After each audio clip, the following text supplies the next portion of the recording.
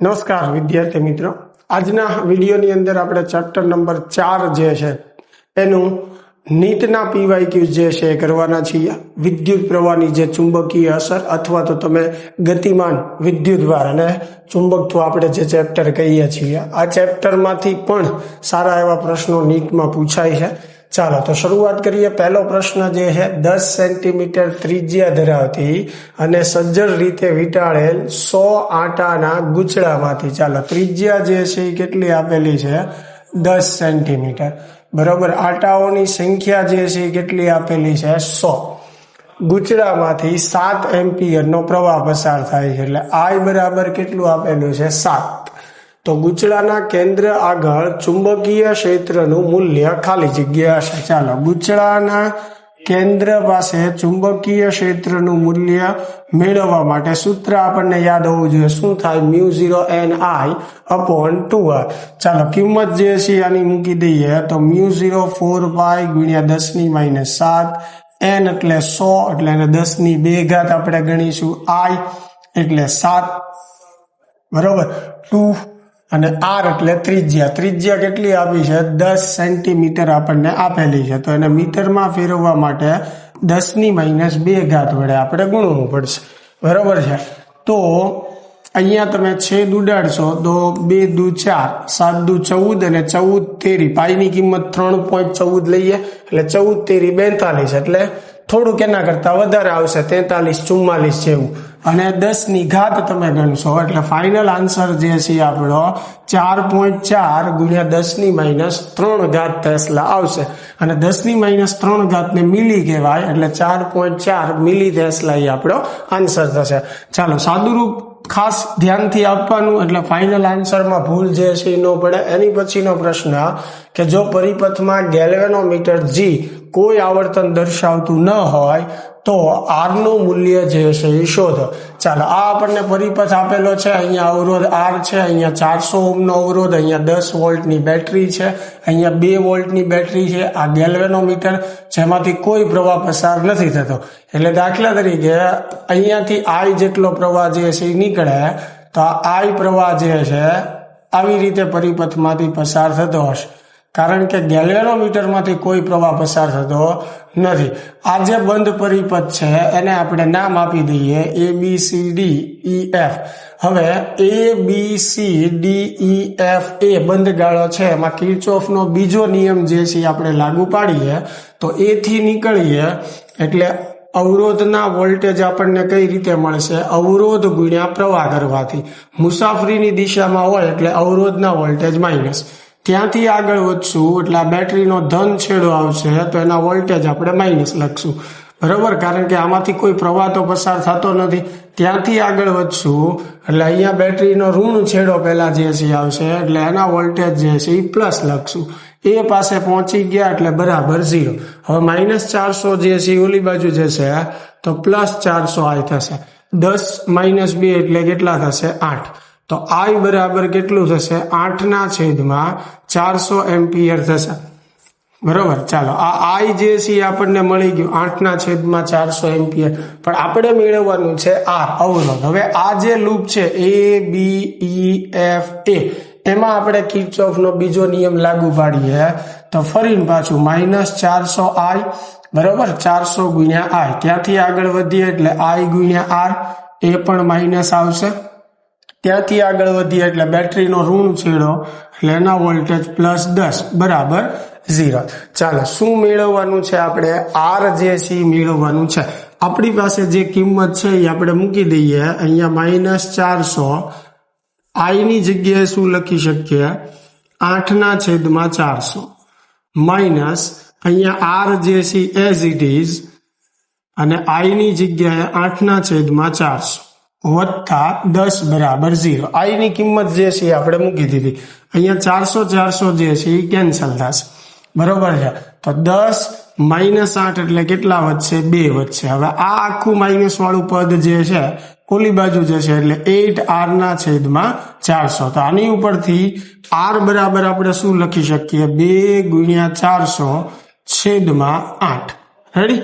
ચાલો તો 2 ચોકુ 8 અને 4 એકા 4 એટલે R બરાબર ફાઇનલ જવાબ જે છે આપણો શું આવશે 100 ઓહ્મ.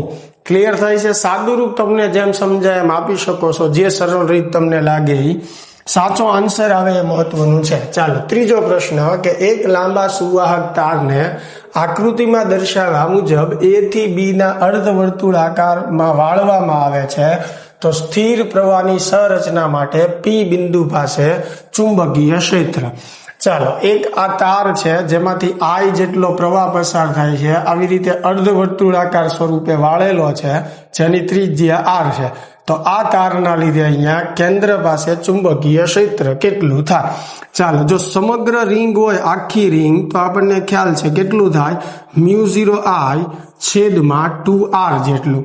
બરોબર છે આખી રિંગ માટે. હવે અડધી રિંગ હોય તો આને ભાગ્યા 2 કરવા પડે, તો એને ભાગ્યા 2 કરશો તો શું થશે, μ0I એના છેદમાં 4R થશે. એટલે આપણો જવાબ જે છે એ શું આવશે, μ0I/4R. કારણ કે અડધી રિંગ છે એટલે આખી રિંગનું જે ચુંબકીય ક્ષેત્ર છે એની કરતા અડધું કરી નાખો. બીજું પણ આપણી પાસે સૂત્ર છે કે કોઈ પણ થીટા કોણ વાળી ચાપ હોય એનું ચુંબકીય ક્ષેત્ર મેળવવા માટે μ0I/4πr, જ્યાં થીટા જે છે એ ચાપના બંને છેડાને તમે કેન્દ્ર પાસે ભેગા કરો અને એ જે ખૂણો બને છે એ આપણી માટે થીટા થાય. તો આપણા કેસમાં થીટા કેટલો થશે, પાઈ મૂકશો અહીંયા, પાઈ કેન્સલ, આવી જશે μ0I/4R. બરોબર. હવે આન્સર μ0I/4R આપ્યો હોય, બે ઓપ્શન છે, કાં તો A હોઈ શકે અથવા તો D હોઈ શકે. બરોબર. હવે એમાં દિશા પણ જે છે એ આપણે કહેવાની છે. તો દિશા મેળવવા માટે પ્રવાહની દિશામાં આંગળીઓ વાળવાની. પ્રવાહની દિશામાં તમે આંગળીઓ વાળશો તો અંગૂઠો ક્યાં રહેશે, અંદરની તરફ. બરોબર. એટલે જવાબ આપણો જે છે એ શું આવશે, પાનાની અંદર તરફ. બરોબર છે. એટલે અહીંયા ખાસ ધ્યાન રાખજો કે પ્રવાહની દિશામાં આપણે આંગળીઓ વાળશું તો અંગૂઠો અંદર તરફ રહેશે, જે શેની દિશા બતાવે છે, ચુંબકીય ક્ષેત્રની. એટલે ઓપ્શન ડી જે છે એ આપણી માટે રાઈટ આન્સર છે. ચાલો એની પછીનો પ્રશ્ન આપણે જોઈએ કે 1 મીટર બાજુ અને 1 ઓહ્મનો અવરોધ ધરાવતા એક ચોરસ ગાળાને 0.5 ટેસ્લા જેટલું ચુંબકીય ક્ષેત્રમાં મૂકવામાં આવે છે. જો ગાળાનું સમતલ ચુંબકીય ક્ષેત્રની દિશાને લંબ રૂપે રહેતું હોય એટલે B અને A વચ્ચેનો ખૂણો જે છે એ 0 થશે. બરોબર. કારણ કે આ જે છે એ લંબચોરસ છે. હવે ચુંબકીય ક્ષેત્ર જે છે જે દિશામાં છે એને સમતલ લંબ છે એટલે B અને A જે છે ક્ષેત્રફળ સદિશ સમાન દિશામાં થાય તો ચુંબકીય ફ્લક્સનું સૂત્ર થાય BA cos થીટા, અને A અને B વચ્ચેનો ખૂણો કેટલો થશે, 0. cos 0 ની કિંમત 1 થશે. હવે B કેટલું આપેલું છે, 0.5. A એટલે ક્ષેત્રફળ. ચાલો તો લંબચોરસની બાજુનું માપ 1 મીટર છે. બરોબર. હવે એનું ક્ષેત્રફળ એટલે શું થાય, લંબાઈનો વર્ગ. તો 1 નો વર્ગ કરશો 1 જ આવશે. એટલે ફાઇનલ આન્સર આપણો 0.5 વેબર. એટલે ઓપ્શન બી જે છે એ આપણી માટે રાઈટ આન્સર થશે. ચાલો એની પછીનો પ્રશ્ન જે છે આપણે જોઈએ 5મો કે 1 મિલીમીટર ત્રિજ્યા ધરાવતા એક લાંબા સોલેનોઇડને પ્રતિ mm 100 આંટા છે. ચાલો પ્રતિ mm એટલે 100 આંટા છે પ્રતિ મિલીમીટર. હવે આને મારે મીટરમાં ફેરવવું પડે. આ 100 જે છે એને 10⁻2 લખીએ. હવે છેદમાં અહીંયા મિલીની જગ્યાએ 10⁻3 લખું એટલે આ મીટરમાં ફરી ગયું. હવે 10⁻3 ઉપર જશે તો પ્લસ થઈ જશે એટલે ટોટલ 10⁵ આંટા પ્રતિ મીટર થશે. જો સોલેનોઇડમાંથી 1 એમ્પિયર જેટલો પ્રવાહ પસાર થતો હોય એટલે I બરાબર આપણને શું આપેલું છે, 1 એમ્પિયર. તો સોલેનોઇડના કેન્દ્ર આગળ ચુંબકીય ક્ષેત્રની તીવ્રતા. ચાલો ચુંબકીય ક્ષેત્ર મેળવવાનું છે. સોલેનોઇડ માટે ચુંબકીય ક્ષેત્રનું સૂત્ર શું થાય, μ0 સ્મોલ n. હવે μ0 એટલે 4π ગુણ્યા 10⁻7, n એટલે 10⁵. બરોબર. અને I જે છે એ 1 છે. ચાલો તો 4 ગુણ્યા પાઈ એટલે 3.14 ગુણ્યા 4 કરશો એટલે 12.56 આવશે. અહીંયા -7 ને 5 એટલે 10⁻2. તો ફાઇનલ આન્સર આપણો 12.56 ગુણ્યા 10⁻2 ટેસ્લા, એટલે કે ઓપ્શન ડી જે છે.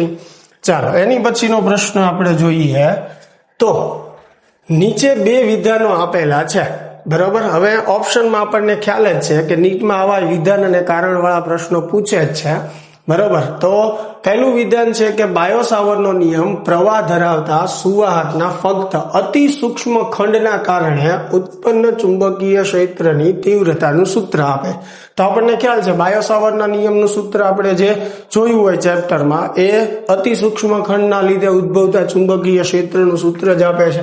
એટલે એનો અર્થ એવો થયો કે વિધાન 1 જે છે એ સાચું છે. ચાલો વિધાન 2 જોઈએ. તો બાયોસાવરનો નિયમ વીજભાર Q માટે કુલમના પ્રતિ વર્ગના નિયમ જેવો જ છે. ચાલો બંને વ્યસ્ત વર્ગના નિયમ જ છે, કુલમનો નિયમ અને બાયોસાવરનો. આટલી વાત તો સાચી છે. પછી તો કે જેમાં પ્રથમ એ અદિશ ઉદ્ગમ IDL, જો અહીંયા શું લખ્યું છે કે IDL અદિશ ઉદ્ગમ છે, તો આ વાત ખોટી છે, કારણ કે IDL જે છે એ સદિશ ઉદ્ગમ છે, બરાબર, સાથે સંકળાયેલ છે. જ્યારે પછીનો એ સદિશ ઉદ્ગમ Q ના કારણે ઉત્પન્ન ક્ષેત્ર સાથે સંકળાયેલો, એટલે અહીંયા Q ને જે છે એ સદિશ કીધું છે, તો એ ખોટું છે. એટલે એનો અર્થ એવો થયો કે વિધાન 2 જે છે એ પૂરેપૂરું સાચું નથી, એટલે કે ખોટું છે. તો વિધાન 1 સાચું અને વિધાન 2 ખોટું, તો એવો પહેલો જ ઓપ્શન છે, જો વિધાન 1 સાચું અને વિધાન 2 ખોટું, એટલે એ જે છે એ આપણી માટે સાચો જવાબ. ચાલો એની પછીનો પ્રશ્ન કે વર્તુળાકાર આડછેદ અને સ્થિત વિદ્યુત પ્રવાહ ધરાવતા લાંબા સીધા તાર માટે એમ્પિયર પરિપથ નિયમથી તારના અંદરના અને બહારના વિસ્તારમાં ચુંબકીય ક્ષેત્રનો ફેરફાર. હવે જો તારની અંદરનું જે ચુંબકીય ક્ષેત્ર છે એ μ0I × r છેદમાં 4πr², બરોબર. જ્યાં કેપિટલ R જે છે એ મેં તારની ત્રિજ્યા તરીકે લીધું છે, સ્મોલ r જે છે, બરોબર છે, એ તારની અંદરનું અંતર છે, તારની અક્ષથી તારની અંદરનું અંતર છે. એટલે તારની અંદર ચુંબકીય ક્ષેત્ર જે છે એ અંતરના સમપ્રમાણમાં હોય, એટલે કે જેમ r વધે એમ અંદર ચુંબકીય ક્ષેત્ર જે છે એ વધતું જાય. જ્યારે r બરાબર કેપિટલ R થાય એટલે તમે તારની સપાટી પર હો. હવે સપાટીથી જ્યારે બહાર નીકળો તો બહારની બાજુ ચુંબકીય ક્ષેત્ર જે છે એ r ના વ્યસ્ત સંબંધમાં હોય. તાર માટે સૂત્ર યાદ જ હશે, μ0I/2πr. એટલે હવે અંતર વધશે તો ચુંબકીય ક્ષેત્ર ઘટશે. એટલે શરૂઆતમાં અંદરની બાજુ r વધે એમ b જે છે એ વધે, બહારની બાજુ r વધે એમ b જે છે એ ઘટે. એટલે એવો ઓપ્શન આપણે જોવાનો. ચાલો પહેલો ઓપ્શન વાંચીએ. તારની સપાટી સુધી અંતર r ના વિધેય તરીકે રેખીય રીતે વધે. ચાલો તો અહીંયા જોયું આપણે r વધે એમ b વધે, અને ત્યારબાદ બહારના ભાગમાં 1/r અનુસાર ઘટતો જાય છે, તો એ પણ આપણે અહીંયા જોયું. એટલે પહેલો જ ઓપ્શન જે છે એ સાચો છે. બીજા ઓપ્શન પછી આપણે વાંચવામાં સમય બગાડતા નથી. ચાલો ક્લિયર થાય છે. એની પછી જે છે 8મો પ્રશ્ન કે આકૃતિમાં દર્શાવ્યા અનુસાર અનંત લંબાઈના સીધા સુવાહકમાં 5 એમ્પિયરનો પ્રવાહ વહે છે. આ એક અનંત લંબાઈનો સીધો સુવાહક છે જેની અંદર 5 એમ્પિયર પ્રવાહ જે છે એ વહે છે. આપણને એવું આપેલું છે. એક ઇલેક્ટ્રોન 10⁵ મીટર પ્રતિ સેકન્ડ, એટલે અહીંયા એક ઇલેક્ટ્રોન આપેલો છે જે તારને સમાંતર દિશામાં જ ગતિ કરે છે, જેનો વેગ 10⁵ છે, બરોબર. આપેલ ક્ષણે ઇલેક્ટ્રોન અને સુવાહક વચ્ચેનું લંબ અંતર, એટલે તારથી ઇલેક્ટ્રોન વચ્ચેનું અંતર 20 સેન્ટીમીટર છે. તો ઇલેક્ટ્રોન દ્વારા તે ક્ષણે અનુભવાતું બળ. હવે જુઓ અહીંયા તારમાં જે પ્રવાહ જે દિશામાં પસાર થાય છે એ દિશામાં હું અંગૂઠો રાખું તો તારનું ચુંબકીય ક્ષેત્ર આવી રીતે ફરતું હશે, આમ તારની ફરતે, બરોબર. એટલે આ પોઈન્ટ બહારની તરફ હશે આમ, એટલે કે એને લંબ હશે. તો ઇલેક્ટ્રોન પર લાગતું બળ મેક્સિમમ હશે, અને બળનું સૂત્ર શું થાય? મેક્સિમમ બળનું F બરાબર QVB. મૂળ સૂત્ર શું છે? QVB sin θ, બરોબર છે. પણ થીટા જે છે 90 થશે, કારણ કે તારનું ચુંબકીય ક્ષેત્ર ઇલેક્ટ્રોનને લંબ થશે. ચાલો તો ક્યુ અને વી આપણને ખબર છે. બી એટલે તારનું ચુંબકીય ક્ષેત્ર જે μ0I/2πr જેટલું થાય. ચાલો હવે ક્યુ જે છે એ 1.6 × 10⁻19 વી જે છે 10⁵ બરાબર. μ0 એટલે 4π × 10⁻7 I એટલે પ્રવાહ. ચાલો પ્રવાહ કેટલો આપેલો છે આપણને 5 એમ્પિયર એના છેદમાં 2π × r. r એટલે અંતર કેટલું આપેલું છે અંતર 20 સેન્ટીમીટર. તો એને મીટરમાં ફેરવશું એટલે 20 × 10⁻2. ચાલો ક્લિયર થાય છે. તો અહીંયા પાઈ જે છે એ કેન્સલ થઈ જશે, પછી 2 દુ 4 એટલે આ 4 કેન્સલ થઈ જશે, અહીંયા એક 10 વધશે, 10 અને 10⁻2 એટલે 10⁻1 વધે. 10⁻1 ને ઉપર લઈ લ્યો તો એ 10⁻1 થઈ જાય. રેડી.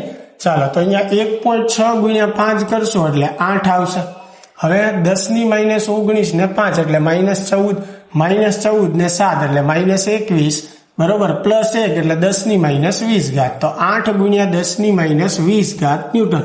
એટલે ઓપ્શન ડી જે છે એ આપણી માટે રાઈટ આન્સર થયો.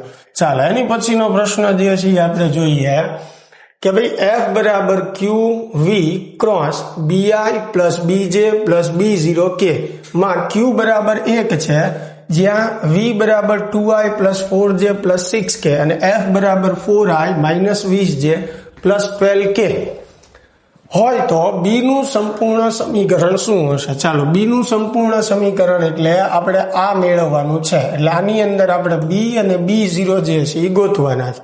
બરોબર. વી જે છે એ આપણને આપેલું છે 2I plus 4J plus 6K. બરોબર. એફ જે છે એ પણ આપણને આપેલું છે અને બી જે છે એ શું છે BI plus BJ plus B0K. Ready. ચાલો તો બળનું સૂત્ર આપણી પાસે છે ક્યુ વી ક્રોસ બી. હવે ક્યુ તો કેટલું છે? 1 આપી દીધું છે, જો 1 કુલમ. તો અહીંયા 1 મૂકીશ એટલે પછી એનો કોઈ અર્થ નથી. બરોબર, કારણ કે 1 સાથે ગુણ્યા છે, કઈ ફેર પડવાનો નથી. એટલે હવે ક્યુ લખતા નથી, વી ક્રોસ બી લખવાનું છે. તો અહીંયા આઈ જે છે એને હાઈડ કરીએ એટલે આ બંનેનો ગુણાકાર. બરોબર, એટલે 4B0.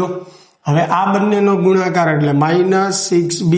આ આઈ કેપ મળ્યું માઇનસ. હવે જે વાળું પદ જેને હાઈડ કરીએ B0 × 2 એટલે 2B0 માઇનસ 6B જે કેપ વત્તા. હવે કેને આપણે હાઈડ કરીએ તો 2 × B માઇનસ 4 × B અને આ પદ જે છે કે કેપ થયું. હવે આ બાજુ તમે F આપેલું છે, જો F કેટલું આપેલું છે આપણને 4I minus 20J plus 12K બરાબર. આ જે આખું પદ જે છે એ એઝ ઇટ ઇઝ.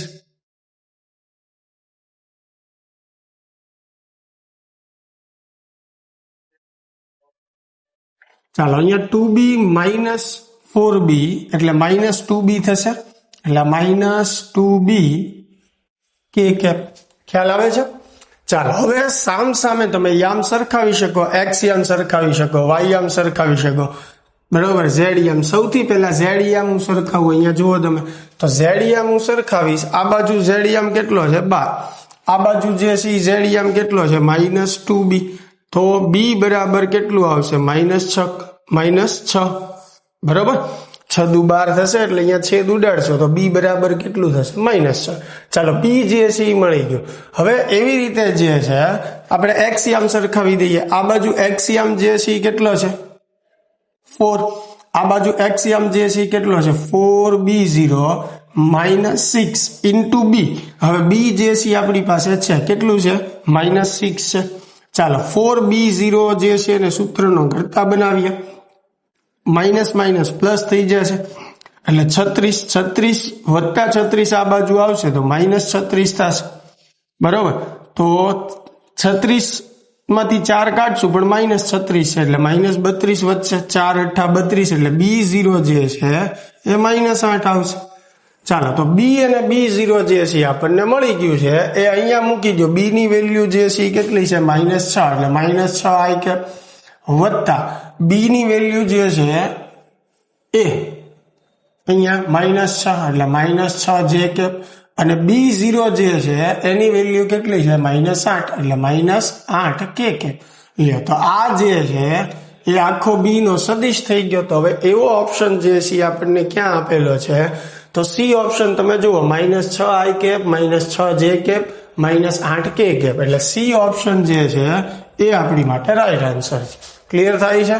ચાલો એની પછીનો પ્રશ્ન જે છે આપણે જોઈએ કે 12A લંબાઈ અને R જેટલો અવરોધ ધરાવતા એક સમાન સુવાહક તારને સૌથી પહેલો કેસ કે એ જેટલી બાજુ ધરાવતા સમબાજુ ત્રિકોણ અને બીજો કેસ એ બાજુના ચોરસ આકારના પ્રવાહ ધરાવતા ગૂંચળામાં વાળવામાં આવે તો દરેક ગૂંચળાની ચુંબકીય ચાક માત્રા અનુક્રમે ખાલી જગ્યા હશે.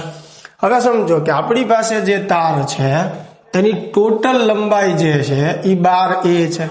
હવે પહેલા કેસની અંદર હું એમાંથી એ બાજુ ધરાવતો ત્રિકોણ બનાવું, બરોબર, સમબાજુ ત્રિકોણ એટલે દરેક બાજુનું માપ એ છે. તો સમજો 12A ટોટલ લંબાઈ હોય તો એક ત્રિકોણ બનાવવામાં ટોટલ કેટલી લંબાઈ વહી જશે 3A જેટલી. પછી પાછો બીજોય હજી બનશે તો 6A, પાછો ત્રીજોય બનશે તો 9A અને હજી ચોથોય બનશે ત્યારે 12A આખો તાર વપરાશે. એટલે એનો અર્થ એવો થયો કે આમાં કેટલા ત્રિકોણ બનશે 4. એટલે કે આમાં આટાની સંખ્યા કેટલી કહેવાશે 4. બરોબર, એમનો ખ્યાલ આવે તો ટોટલ લંબાઈ 12A છે. એક ત્રિકોણમાં કેટલી વપરાશે 3. એ કેન્સલ 3 ચોક 12 એટલે આવા 4 ત્રિકોણ થશે. તો હવે એની મારે ડાયપોલ મોમેન્ટ મેળવવી હોય તો ડાયપોલ મોમેન્ટનું સૂત્ર થાય NI A. બરોબર. ચાલો તો n જે છે આંટાઓની સંખ્યા કેટલી છે 4, I જે છે એઝ ઇટ ઇઝ. હવે A એટલે ક્ષેત્રફળ. હવે સમબાજુ ત્રિકોણનું ક્ષેત્રફળ જે છે કેટલું થાય √3 × A² / 4 જેટલું. તમે 1/π ગુણ્યા વેધ કરીને મેળવી શકો છો. બાકી સમબાજુ માટે આપણને ખ્યાલ જ છે કે એનું ક્ષેત્રફળ કેટલું થશે √3A² / 4. તો 4 4 જે છે એ કેન્સલ થશે. તો M1 બરાબર √3I × A². ચાલો આ ત્રિકોણના કેસમાં ચુંબકીય ચાક માત્રા થઈ. હવે ચોરસની વાત કરીએ તો એક ચોરસ બનાવશું અને એક બાજુની લંબાઈ A. તો ટોટલ એક ચોરસમાં લંબાઈ કેટલી જશે 4A. પાછું બીજી વાર કરશું 8A, ત્રીજી વાર કરશું ત્યારે 12A પૂરું થશે. એટલે કુલ લંબાઈ 12A છે. એક ચોરસમાં 4A જેટલી વપરાઈ જાય તો ટોટલ કેટલા આંટા થઈ શકે 3. એટલે ચોરસ માટે આંટાઓની સંખ્યા જે છે એ 3 આવશે. તો સૂત્રાર્થ n ની જગ્યાએ 3I એઝ ઇટ ઇઝ. હવે A એટલે ચોરસનું ક્ષેત્રફળ, બરોબર. તો ક્ષેત્રફળનું સૂત્ર થશે લંબાઈનો વર્ગ. હવે આ ચોરસ માટે ચુંબકીય ચાક માત્રા થઈ ગઈ, બરોબર. અને આપણને એ જ મેળવવાનું કીધું હતું કે અનુક્રમે બે કેસમાં ચુંબકીય ચાક માત્રા કેટલી થશે. તો પહેલા કેસમાં √3IA² અને બીજા કેસમાં 3IA². તો એવો ઓપ્શન જે છે એ આપણને ક્યાં આપેલો છે બી ઓપ્શન જે છે જો. એટલે બી જે છે આપણી માટે રાઈટ આન્સર છે, બરોબર. √3IA² અને 3IA². ચાલો ક્લિયર થાય છે.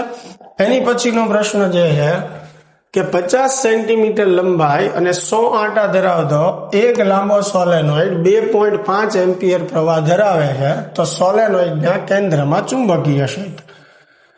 ચાલો સરળ છે આ μ0NI, બરોબર.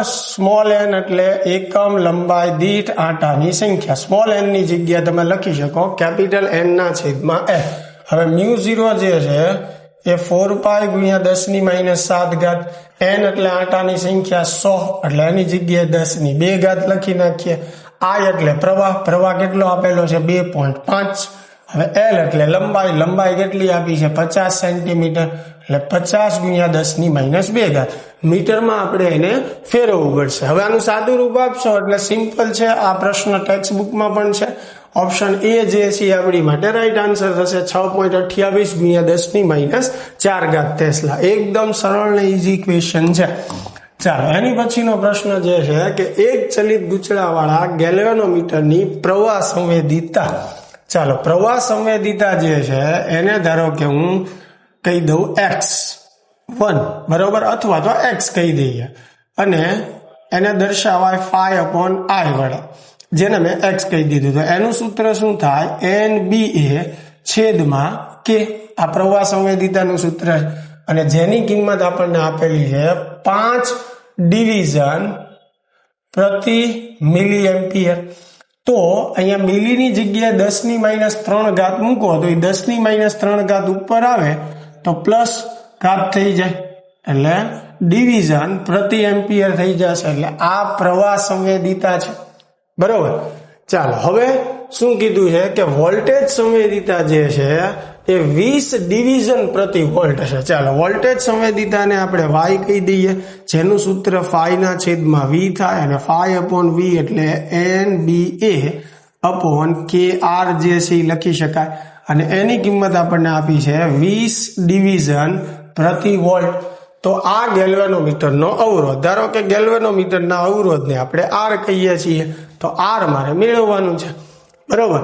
તો એની માટે આપણે શું કરીએ? બંને સમીકરણનો ગુણોત્તર એટલે કે પ્રવાહ સંવેદિતા અને વોલ્ટેજ સંવેદિતાનો ગુણોત્તર લઈએ. પ્રવાહ સંવેદિતા એટલે આપણે x કીધું છે, વોલ્ટેજ સંવેદિતા એટલે y કીધું છે બરોબર. તો પ્રવાહ સંવેદિતાનું સૂત્ર NBA/K, વોલ્ટેજ સંવેદિતાનું NBA/KR. તો NBA કેન્સલ, K કેન્સલ. અહીંયા x જે છે કેટલું છે? 5×10⁻³. y જે છે 20 છે, r જે છે ઉપર જશે. રેડી? ચાલો તો હવે આનું સાદું રૂપ આપશું તો 5 ચોક જે છે 20, 1/4 એટલે 0.25 થશે. એને ×10⁻³ બરાબર r. તો r બરાબર જે છે આપણે 3 ઘાત ગુણી નાખશું તો ફાઇનલ આન્સર જે છે આપણો 250 એટલે કે ઓપ્શન ડી જે છે આપણી માટે રાઈટ આન્સર થશે બરોબર. પછીનો પ્રશ્ન જે છે આપણે જોઈએ 13મો કે સમક્ષિતિજ સાથે 30 નો કોણ બનાવતા એક લીસા ઢળતા પાટિયા પર 0.5 કિલોગ્રામ પ્રતિ મીટર દ્રવ્યમાન પ્રતિ લંબાઈ ધરાવતો ધાતુનો એક સળિયો સમક્ષિતિજ રહેલો છે. એટલે આ આપણને M/L આપ્યું છે. એકમ લંબાઈ દીઠ દળ 0.5 કિલોગ્રામ પ્રતિ મીટર છે બરોબર. અહીંયા એક ઢાળ છે અને એ ઢાળ ઉપર એક સળિયો અહીંયા રાખવામાં આવેલો છે. આવી રીતે સમજો કે આ સળિયો છે, આ સળિયાનું કેન્દ્ર હોય બરોબર. તો આ રીતે આપણે સમજીએ કે આ એના x અક્ષ છે, આ જે છે y અક્ષ છે બરોબર. તો ઢાળ ઉપર આપણને ખ્યાલ છે કે સળિયો જ્યારે મૂકવામાં આવે ત્યારે એનું વજન બળ જે છે બે ઘટકોમાં વહેંચાઈ જાય. નીચેની બાજુ અહીંયા mg cos θ, આ બાજુ જે છે શું આવશે? mg sin θ બરોબર. ચાલો આ સળિયામાં પ્રવાહ પસાર કરી ઉર્ધ્વ દિશામાં 0.25 ટેસ્લાનું પ્રેરિત ચુંબકીય ક્ષેત્ર આ સળિયાને નીચે સરકવા દેવામાં આવતો નથી. એટલે કે ઉર્ધ્વ દિશામાં જ્યારે ચુંબકીય ક્ષેત્ર લાગુ પાડવામાં આવે છે B, એના લીધે આ સળિયો નીચે તરફ સરકતો નથી. હવે નીચે શેના લીધે સરકે? આ mg sin θ ના લીધે. હવે નીચે નથી સરકતો એટલે એનો અર્થ એવો થયો કે mg sin θ જે છે જેટલું છે એટલું જ બળ ઉપરની દિશામાં લાગે છે. હવે એ બળ કોના દ્વારા લાગતું હશે? તો કે આ ચુંબકીય ક્ષેત્ર દ્વારા. આ ચુંબકીય ક્ષેત્રનો x અક્ષ સાથે θ જેટલો કોણ બનશે એટલે બે ઘટકોમાં વહેંચાઈ જશે. અહીંયા આવશે b sin θ, ઉપરની બાજુ આવશે b cos θ બરાબર.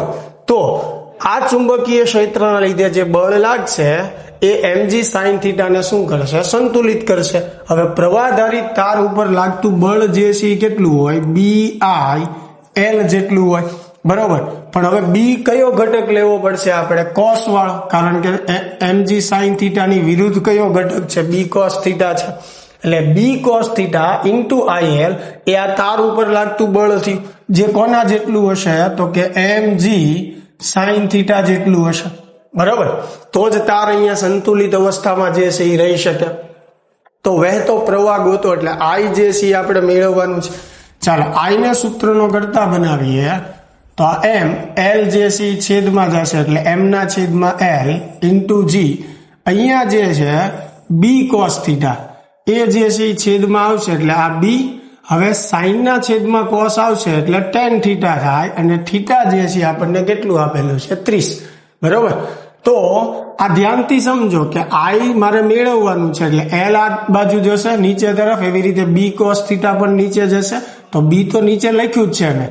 હવે સાઈન ના છેદમાં કોસ આવશે એટલે ટેન થઈ જશે અને થીટા જે છે એ 30 છે એટલે મેં મૂકી દીધું છે. ચાલો હવે આમાં કિંમત મૂકીએ તો એમ ના છેદમાં એલ કેટલું આપેલું છે 0.5, જી એટલે 9.8, tan 30 એટલે 1 ના છેદમાં √3 અને બી જે છે ચુંબકીય ક્ષેત્ર કેટલું આપેલું છે 0.25. તો આનું સાદું રૂપ તમે આપશો એટલે ફાઇનલ આન્સર તમારો આવશે 11.32 એમ્પિયર. બરોબર. એટલે કે ઓપ્શન સી જે છે આપણી માટે રાઈટ આન્સર થશે. મિત્રો ફરીને તમને યાદ કરાવી દઉં, 11મા ધોરણના જ્યારે આપણે ચેપ્ટર લીધા ત્યારે તમને ખાસ કેલ્ક્યુલેટર વગર સાદુરૂપ કેમ આપી શકાય એ રીત મેં શીખવાડેલી જ છે. એટલે હવે 12મા ધોરણના ચેપ્ટરની અંદર આપણે એમાં સમય બગાડતા નથી. બરોબર. એટલે ખાસ એ ધ્યાન રાખજો. ચાલો એની પછીનો પ્રશ્ન કે 0.3 ટેસ્લાનું એક સમાન ચુંબકીય ક્ષેત્ર ધન ઝેડ દિશામાં પ્રસ્થાપિત કરેલ છે. XY સમતલમાં 10 સેન્ટીમીટર અને 5 સેન્ટીમીટર બાજુવાળી એક લંબચોરસ લૂપ. એટલે XY સમતલમાં આ X છે, આ Y છે, આ Z છે. ચુંબકીય ક્ષેત્ર Z દિશામાં છે B. બરોબર. લૂપ જે છે XY સમતલમાં છે જેની લંબાઈ અને પહોળાઈ આપેલી છે. આકૃતિમાં દર્શાવવા પ્રમાણે મૂકેલ છે. જેનો પ્રવાહ 12 એમ્પિયર છે. એટલે લૂપમાંથી પસાર થતો પ્રવાહ 12 એમ્પિયર. તો આ લૂપ પર લાગતું ટોર્ક. હવે ચુંબકીય ક્ષેત્રમાં લૂપ ઉપર લાગતા ટોર્કનું સૂત્ર થાય MB sin થીટા. હવે થીટા કોની વચ્ચેનો ખૂણો છે? એમ અને બી વચ્ચેનો. બરોબર છે. હવે પ્રવાહની દિશા તમે અહીંયા ધ્યાનથી જુઓ. પ્રવાહ આવી રીતે ફરે છે. બરોબર. લૂપમાં તો એમની દિશા આપણે બી ઉપરની દિશામાં છે. હવે મારે એમની દિશા નક્કી કરવી તો પ્રવાહની દિશામાં આંગળીઓ વાળો. પ્રવાહ આવી રીતે ફરે છે લૂપમાં. તો પ્રવાહની દિશામાં આંગળીઓ વાળો તો અંગૂઠો જે તરફ રહેશે એ એમની દિશા થશે. તો એમ અને બી સમાન દિશામાં થશે તો ખૂણો 0 થશે. સાઇન 0 ની કિંમત 0 થાય. 0 ગુણ્યા MB એટલે 0.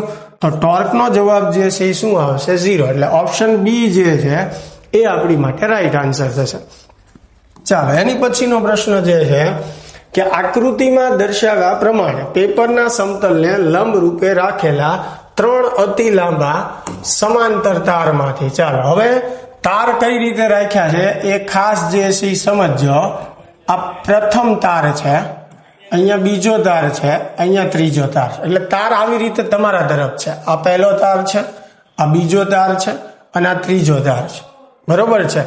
આ જે આકૃતિ છે એ પ્રમાણે આપણે વિચારવાનું નથી. બરોબર. એટલે આ એક તાર રાખેલો છે આવી રીતે આમ. બરોબર. એવી રીતે આ બીજો તાર છે જેનો આડછેદ આપણને દેખાય છે. આ ત્રીજો તાર છે. ત્રણેય આવી રીતે સમાંતર તારમાંથી સમાન પ્રવાહ, ત્રણેયમાંથી પસાર થતો પ્રવાહ કેટલો છે? સ્મોલ આઈ. એક જ દિશામાં પસાર કરવામાં આવે છે. એટલે સમજી લો કે ત્રણેયમાં પસાર થતો પ્રવાહ આમ તમારા તરફ છે. ત્રણેયમાં એક જ દિશામાં પ્રવાહ પસાર થાય છે. મધ્યમાં રહેલા બી તાર. બરોબર. ધારો કે આ એ તાર છે, આ બી તાર છે અને આ સી. મધ્યમાં એટલે બરોબર અહીંયા વચ્ચે રહેલો તાર બી પર લાગતા એકમ લંબાઈ દીઠ બળનું મૂલ્ય. ચાલો શું મેળવવાનું કીધું છે? એકમ લંબાઈ દીઠ બળ. હવે એકમ લંબાઈ દીઠ બળનું સૂત્ર શું થાય? μ0 I1 I2 છેદમાં 2πd. બરોબર. એટલું થશે. ડી એટલે બંને તારો વચ્ચેનું અંતર. હવે આ જે બી તાર છે એના પર કોણ કોણ બળ લગાડશે? એ અને સી. બરોબર. હવે એ દ્વારા બી ઉપર જે બળ લાગશે એ કઈ દિશામાં હશે એ આપણે નક્કી કરવું હોય તો પ્રવાહ જે છે એ મેં બહારની દિશામાં લીધેલો છે. બરોબર. એટલે સમજો આઈ જે છે એ બહારની દિશામાં છે પ્રવાહ. હવે આ તાર જે છે એનો પ્રવાહ બહારની તરફ હોય. બરોબર. તો આવી રીતે આંગળીઓ વાળશું એટલે એનું ચુંબકીય ક્ષેત્ર આમ ફરતું હોય. તો બી આગળ ક્યાં થશે? એ નીચે તરફ થશે. એટલે એ તારનું ચુંબકીય ક્ષેત્ર બી પાસે નીચે તરફ હશે. તો ચુંબકીય ક્ષેત્ર જે છે એ નીચે તરફ હોય, બરોબર છે. પ્રવાહ જે છે એ તમારા તરફ હોય તો એની ઉપર જે બળ લાગશે, બરોબર છે, એ ક્યાં લાગશે? એ તરફ, કારણ કે ત્રણેય તારમાં સમાન દિશામાં પ્રવાહ છે. તો એ જે છે બી ને શું કરે? આકર્ષે. જમણા હાથના નિયમથી મેળવી શકો. ચુંબકીય ક્ષેત્રની દિશામાં આંગળીઓ, અંગૂઠો પ્રવાહની દિશામાં, તો હથેળી જે તરફ રહેશે એ તરફ બળ લાગશે. એટલે એ તાર જે બળ લગાડે છે એકમ લંબાઈ દીઠ એ તરફ લાગશે, બી ઉપર જે લાગશે એ, બરોબર. એવી જ રીતે તમે સી વડે જે બળ લાગે છે એ નક્કી કરી શકો. હવે સી નું ચુંબકીય ક્ષેત્ર નક્કી કરવું હોય તો આ બાજુ આવશે, બરોબર. પણ બળ કઈ બાજુ લાગશે? તો કે સી બી ને શું કરશે? આકર્ષશે. એટલે એ બળ જે છે એ સી તરફ આવશે. એટલે આ બંને બળ એકબીજાને લંબ થશે, બરોબર. હવે મારે કિંમત મેળવવી હોય કે ભાઈ એ વડે બી ઉપર લાગતું બળ, જેને એફ બી એ તમે કહો, તો સૂત્ર શું થાય? મ્યુ 0 I ગુણ્યા I એટલે I સ્ક્વેર છેદમાં 2πd. રેડી? એવી જ રીતે સી વડે બી ઉપર લાગતું બળ, એને તમે શું કહી શકો? એફ બીસી, એકમ લંબાઈ દીઠ. તો એનું સૂત્ર પણ શું થશે? Mu 0 I square upon 2πd. હવે આનું પરિણામી બળ મેળવવાનું છે. બંને પરસ્પર લંબ છે, તો લંબ હોય ત્યારે પરિણામી બળ જે છે આપણને કઈ રીતે મળશે? અંડર રૂટ x² વત્તા y². સેમ એવી રીતે મળશે. ચાલો, તો અહીંયા આપણે આને થોડી વાર માટે x ધારી લઈએ, આ જે બળનું સૂત્ર, કેમ કે સરખું જ છે. તો x² વત્તા x² એટલે 2x² થશે. વર્ગમૂળ કાઢો એટલે √2x. ચાલો, આ √2. હવે x કોની જગ્યાએ ધાર્યું તો એ મૂકી દો, મ્યુ 0 I² અપોન 2πd. અહીંયા એક √2 તમે કેન્સલ કરી શકો, તો જવાબ આમ પણ લખી શકો, મ્યુ 0 I² છેદમાં √2πd. ચાલો, તો મ્યુ 0 I² છેદમાં √2πd ક્યાં આપેલું છે? એવું ઓપ્શન ડી. તો ઓપ્શન ડી જે છે આપણી માટે રાઈટ આન્સર થશે. ખાસ સાદુરૂપ આપીને ઓપ્શન જે છે આપણે ચેક કરી લેવાના, બરાબર. ચાલો, એની પછીનો પ્રશ્ન જે છે કે એક ચોરસ લૂપ ABCD માંથી I જેટલો પ્રવાહ જે છે પસાર થાય છે. ચાલો, આ ABCD જે છે આખી લૂપ આપેલી છે, જેમાંથી પસાર થતો પ્રવાહ આવી રીતે પ્રવાહ પસાર થાય છે આ દિશામાં, જે I જેટલો છે. તેને આકૃતિમાં દર્શાવ્યા અનુસાર રેખીય વાહક તાર XY ની નજીક મૂકેલો છે. ચાલો, આ ચોરસ લૂપ છે, એની બાજુમાં એક તાર દર્શાવ્યો છે. તારમાં પસાર થતો પ્રવાહ ઉપરની તરફ છે, જેને કેપિટલ I કહેવામાં આવ્યો છે, બરોબર. તો લૂપ પર પરિણામી બળ કેટલું હશે? એટલે કે આ તારના ચુંબકીય ક્ષેત્ર વડે લૂપ પર પરિણામી બળ જે છે કેટલું લાગશે? હવે ધ્યાનથી સમજો, લૂપનું ટોટલ બળ મારે જોતું હોય તો લૂપને આપણે 4 ભાગમાં વહેંચી દઈએ. આ AD, CD, બરોબર, CB અને AB, દરેક ભાગ ઉપર લાગતું બળ જે છે આપણે મેળવીએ. ચાલો, સૌથી પહેલું AD ભાગ જે છે એના પર લાગતું બળ આપણે મેળવીએ. તો બળ આપણે મેળવવું હોય, બરોબર છે, તો આ તાર જે છે એ આ જે નાનો એવો તાર આપણે વિચાર્યો, AD ખંડ કયો કે વિભાગ કયો, એ આ જે રેખીય મોટો તાર છે એના ચુંબકીય ક્ષેત્રમાં છે. એટલે આ તાર વડે આ નાના એવા ખંડ ઉપર લાગતું બળ, એટલે કે AD વિભાગ ઉપર લાગતું બળ મેળવવું છે. તો એની માટે તમે જુઓ, આ જે રેખીય તાર છે, પ્રવાહની દિશામાં અંગૂઠો રાખશો તો આંગળીઓ અંદરની તરફ વળશે. એટલે અહીંયા ચુંબકીય ક્ષેત્ર આ તારને આમ અંદરની તરફ હશે, બરોબર. એટલે ચુંબકીય ક્ષેત્ર બી જે છે અંદરની તરફ છે. આનો પ્રવાહ જે છે સ્મોલ I ઉપર તરફ છે. તો બળ કઈ દિશામાં લાગશે? તો કે ચુંબકીય ક્ષેત્રની દિશામાં. આંગળીઓ રાખો, અંગૂઠો જે છે એ પ્રવાહની દિશામાં, તો હથેળી જે બાજુ રહેશે એ બાજુ બળ લાગશે. તો AD ઉપર જે બળ લાગે છે FAD એ આ બાજુ આવશે, બરોબર. કેટલું લાગશે તો એ મેળવવું હોય તો ચુંબકીય ક્ષેત્ર તો લંબ જ છે, બળનું સૂત્ર શું થાય? BIL sin theta. પણ અહીંયા ચુંબકીય ક્ષેત્ર લંબ છે તો થીટા 90 થશે, સાઈન 90 1 થશે, એટલે સાઈન આપણે લખતા નથી. તો BI into L, L એટલે લંબાઈ. તો આ AD વિભાગ જે છે એની લંબાઈ કેટલી થશે? L થશે. હવે I એટલે પ્રવાહ, તો AB વિભાગમાંથી કેટલો પ્રવાહ પસાર થાય છે? સ્મોલ I જેટલો, એટલે સ્મોલ I ઇન્ટુ L. ખ્યાલ આવે છે? આટલા ભાગની લંબાઈ જે છે એ કેટલી છે? L જેટલી છે. તો ત્યાં મારે શું લખવું પડશે? L. ખબર પડે છે એટલામાં? ચાલો હવે B એટલે ચુંબકીય ક્ષેત્ર. ચાલો ચુંબકીય ક્ષેત્ર કોનું છે? તો કે આ રેખીય તારનું. રેખીય તારથી આ કેટલા અંતરે છે? તો કે L/2 અંતરે. એટલે ચુંબકીય ક્ષેત્રનું સૂત્ર થાય μ0I છેદમાં 2π r. r એટલે અંતર. આ તારથી આ ખંડનું અંતર જે L/2 થાય, બરોબર. અને કેપિટલ I જે છે એ તો આનો પ્રવાહ છે, ખ્યાલ આવે છે? હવે ઇન્ટુ સ્મોલ I જે છે વધ્યું, L વધ્યું. તો અહીંયા 2 કેન્સલ થઈ જશે, L કેન્સલ થઈ જશે. તો ફાઇનલી આપણને FAD જે છે, FAD શું મળશે? 2 કેન્સલ, L કેન્સલ, એટલે μ0 capital I into small I છેદમાં પાઈ વધશે. ચાલો તો આ FAD જે છે આપણને મળ્યું. હજી આ એક જ વિભાગનું બળ જે છે એ મળ્યું છે. એવી રીતે બાકીના 3 વિભાગ ઉપર બળ મેળવવાનું અને એનો સરવાળો આપણે કરવાનો છે, બરોબર છે. ચાલો હવે એની સામેની બાજુ BC જે છે એની માટે આપણે વાત કરીએ. BC બાજુ માટે ચાલો તો BC બાજુ જે છે, બરોબર, એના પર લાગતું બળ. હવે BC બાજુમાં જુઓ પ્રવાહ જે છે એ નીચે તરફ છે, તો ચુંબકીય ક્ષેત્રની દિશામાં તમે આંગળીઓ રાખો. પ્રવાહ જેની દિશામાં અંગૂઠો, તો હથેળી આ તરફ આવશે. એટલે BC ઉપર જે બળ લાગશે એ આની એક્ઝેક્ટ વિરોધી દિશામાં હશે. હવે BC ની કિંમત કેટલી થશે એ ગણીએ. તો આ જ સૂત્ર પ્રમાણે BIL. હવે B એટલે આ તારના લીધે, બરોબર, અહીંયા આ વિભાગ પાસે ચુંબકીય ક્ષેત્ર. તો એનું સૂત્ર શું થાય? μ0I છેદમાં 2π ઇન્ટુ R. R એટલે આ તારથી આ જે વિભાગ છે એનું અંતર, બરોબર છે. તો આ લંબાઈ L છે, આ L/2 છે, બરોબર. તો L પ્લસ L/2. તો 2 લસા લેશો, 2 વત્તા એટલે 3L/2 થશે. એટલે અંતર જે છે એ 3L/2 આવશે. ફરીને કહું છું, આ તારથી BC વિભાગનું અંતર આ L અને આ L/2 એટલે બેયનો સરવાળો into small I. Small I શું છે? તો કે આ ખંડમાંથી, આ વિભાગમાંથી પસાર થતો પ્રવાહ ઇન્ટુ L.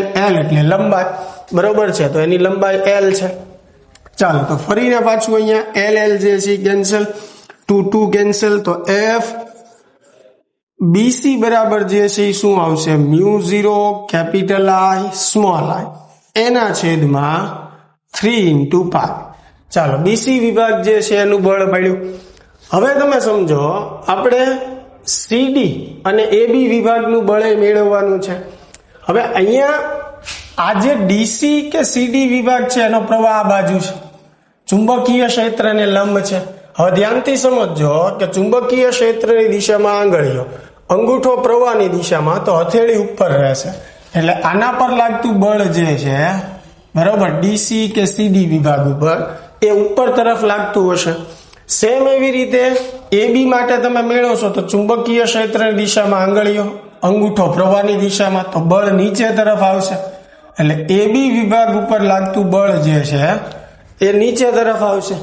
તો આ બંને બળ જે છે વિરોધી દિશામાં છે, આની જેમ જ તે, બરોબર, FAD અને FBC ની જેમ. પણ AD અને BC ની કિંમત જુદી જુદી છે. જુઓ, પણ અહીંયા તમે જુઓ આ બે વિભાગ જે છે, આ તાર એ I થી સરખા અંતરે જ થશે. હવે પછી તમે પહેલા છેડેથી અંતર ગણો છો કે સેન્ટરથી ગણશો, બરોબર છે. પણ સેન્ટરથી ગણશો તોય આ તારથી આ તારનું અંતર જે છે એ સરખું છે. સેમ એટલું જ અંતર આ તારનું AB વિભાગનું થશે. એટલે આ બળની કિંમત સમાન આવશે. હવે સમાન મૂલ્યના બળો હોય, પરસ્પર વિરોધી દિશાના હોય, તો પરિણામી બળ શું થઈ જાય? 0. એટલે DC અને AB નું પરિણામી બળ શું થશે? 0 થશે, બરોબર છે. તો આ બંને જે છે એનું પરિણામી 0 થઈ ગયું. તો વધ્યા આ બે, AD અને BC. તો હવે બે પરસ્પર વિરોધી દિશામાં છે. એટલે પરિણામી બળ આપણે મેળવવું હોય તો બેયની શું કરવી પડશે? આપણે બાદબાકી, બરોબર. તો એડી માંથી બીસી જે છે બાદ કરીએ તો મ્યુ0 કેપિટલ I સ્મોલ I છેદમાં પાઈ માઇનસ મ્યુ0 કેપિટલ I સ્મોલ I છેદમાં 3 પાઈ. રેડી? ચાલો તો f બરાબર જે છે કાં તો કોમન કાઢી લ્યો અથવા લસા લઈ લ્યો, જે તમને ઈઝી લાગે. મ્યુ0 કેપિટલ I સ્મોલ I છેદમાં પાઈ કોમન કાઢીએ તો અહીંયા વધશે 1 માઇનસ અહીંયા મ્યુ0 I small I pi common તો 1/3.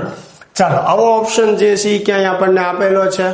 બરોબર નહીં. તો હજી આનું થોડુંક સાદું રૂપ આપણે આપીએ તો મ્યુ0 કેપિટલ I સ્મોલ I. હવે 3 લસા લેશો 3 માઇનસ 1 એટલે અહીંયા શું આવશે 2.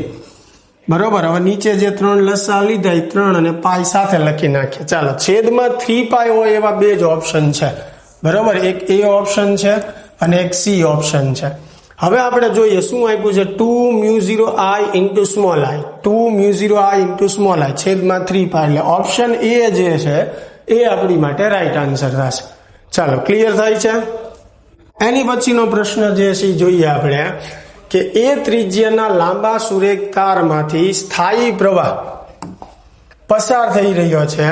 આ તારના આડછેદ પર એક સમાન રીતે વિતરિત છે. એટલે કે પ્રવાહ જે છે આડછેદમાં એક સમાન રીતે વિતરિત છે.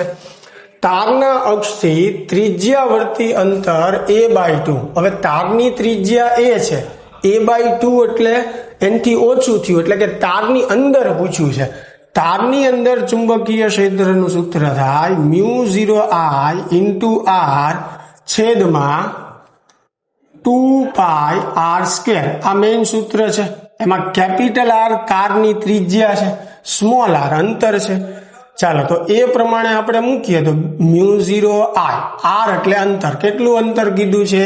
a/2 એટલે a/2 છેદમાં 2 પાઈ r². r એટલે ત્રિજ્યા, તો ત્રિજ્યા કેટલી છે? a એટલે a². ચાલો એનું સાદું રૂપ આપીએ તો અહીંયા આ બે જે છે નીચે આવશે, 4 થઈ જશે, એક a કેન્સલ. તો મ્યુ0 I છેદમાં 4 પાઈ a. આ ક્યાં ચુંબકીય ક્ષેત્રનું સૂત્ર થયું? અંદરની તરફ. પછી કીધું છે 2a અંતર. 2a એટલે a કરતા વધારે એટલે તારની બહાર થયું. તારની બહાર ચુંબકીય ક્ષેત્રનું સૂત્ર થાય મ્યુ0 I અપોન 2 પાઈ r, જ્યાં r એટલે અંતર. તો હવે B2 બરાબર મ્યુ0 I અપોન 2 પાઈ r ની જગ્યાએ 2a આવશે. અંતર કેટલું કીધું છે? 2a. તો B2 બરાબર મ્યુ0 I છેદમાં 4 પાઈ a. ચાલો તો હવે પૂછ્યું છે કે બેયનો ગુણોત્તર કેટલો થશે? તો હવે આ સમીકરણ અને આ સમીકરણ સરખું જ છે, બેયનો ગુણોત્તર લ્યો તો જવાબ શું આવશે? 1.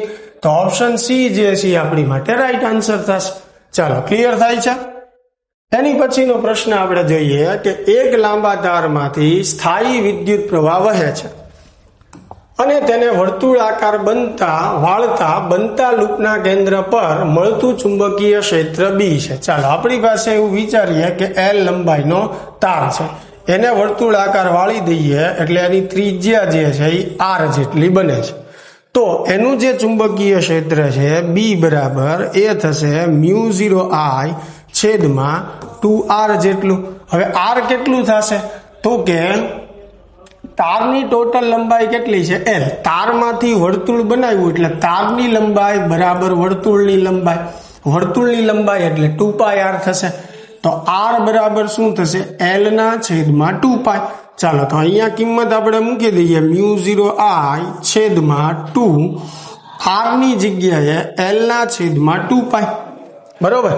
તો 2 જે છે કેન્સલ થશે તો B બરાબર શું મળશે આપણને? મ્યુ0 I પાઈ ઉપર જશે છેદમાં L.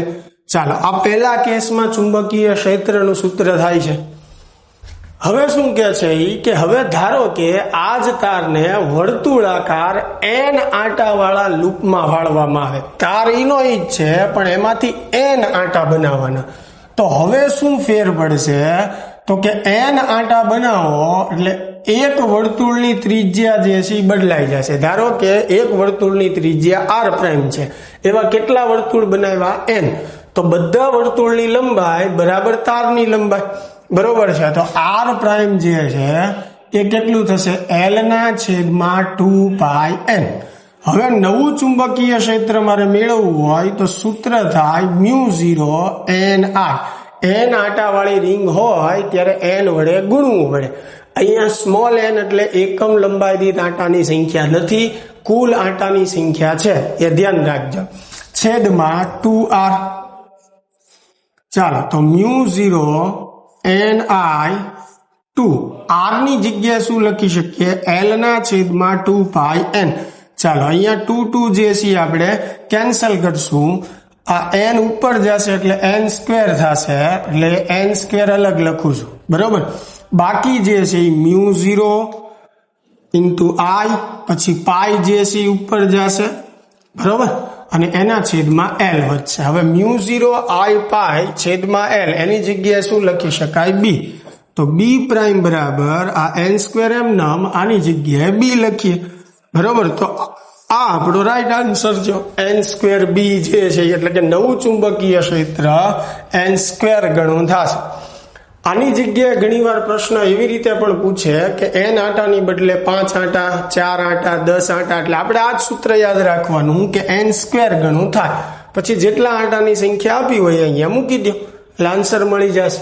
ચાલો, એની પછીનો પ્રશ્ન જે છે એ જોઈએ કે 3.57 × 10⁻2 ટેસ્લા જેટલા સમાન ચુંબકીય ક્ષેત્રને લંબ એવા સમતલમાં એક ઇલેક્ટ્રોન વર્તુળમય ગતિ કરે છે. જો E/m બરાબર 1.76 × 10⁻11 હોય તો ઇલેક્ટ્રોનના પરિભ્રમણની આવૃત્તિ. હવે ચુંબકીય ક્ષેત્રમાં જ્યારે કોઈ વિદ્યુતભારિત કણ લંબ રૂપે દાખલ થાય ત્યારે એની આવૃત્તિનું સૂત્ર જે છે એ શું છે? qb ના છેદમાં 2πm છે. q એટલે ઇલેક્ટ્રોનનો વિદ્યુતભાર, પણ આપણને E/m આપેલું જ છે એટલે કે q ના છેદમાં m આપેલું જ છે, બરોબર. તો અહીંયા q ના છેદમાં m ની કિંમત આપણે સીધી મૂકશું, બરોબર. 1.76 × 10⁻11 q/m આવી ગયું ઇન્ટુ b. b એટલે ચુંબકીય ક્ષેત્ર, બરોબર. કેટલું આપેલું છે? 3.57 × 10⁻2 છેદમાં આવશે 2π. પાઈ એટલે 3.14. ચાલો, આનું સાદું રૂપ તમે આપશો એટલે ફાઇનલ આન્સર તમારો 1 × 10⁹ હર્ટ્ઝ આવશે. અને 10⁹ ને શું લખાય? ગીગા. એટલે ઓપ્શન એ જે છે આપણી માટે રાઈટ આન્સર થશે, 1 ગીગાહર્ટ્ઝ, બરોબર. ચાલો, હવે લાસ્ટ પ્રશ્ન જે છે આપણે જોઈએ છીએ આ ચેપ્ટરનો કે r ત્રિજ્યા વાળા વર્તુળ પર અચળ ઝડપથી ગતિ કરતો ઇલેક્ટ્રોન 1 સેકન્ડમાં n પરિભ્રમણ પૂરા કરે છે.